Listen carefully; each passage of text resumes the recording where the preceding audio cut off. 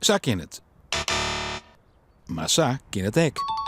De grutte kele skuttings in de Ljouwte Wiek Oud-Lân binnen al jaren een grutte frustratie van het wiekpanel.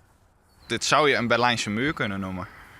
Ja, wij willen zulke bouwsels eigenlijk wel bestrijden hier in de wijk. Omdat wij vinden dat dat hier niet past. En met dat oogpunt is deze wijk ook niet gebouwd. Aan de andere kant van het sket wen het Marieke Oberg. Ze wen het er al zowat 10 jaar.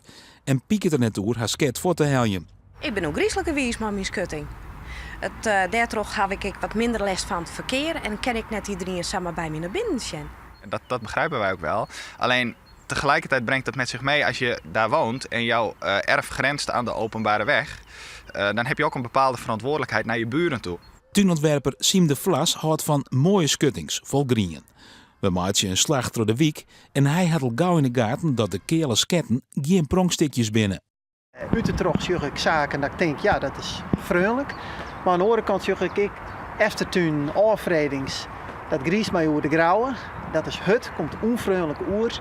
En het is, je had mij het idee van, dit is mijn domein, dit ga kocht en het wordt beheerskje.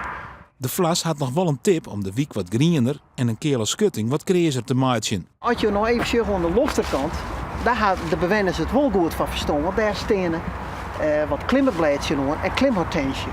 En het had een volle noffelijke gevoel, ook in de wiek. En boven dat doe je ook wel wat waarom voor het voegelt. Als je het houdt, tomkes, oer robintjes en oer merels, die ga je volle beter plakken.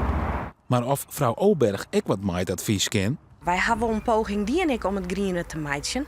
Maar toch het skaat wat er toch de BM opvalt, wil net alles lieke best groeien aan de boetenkant van het skut. Dus jou zit van het simmer gewoon achter het stek? Ik zit achter het stek van het simmer.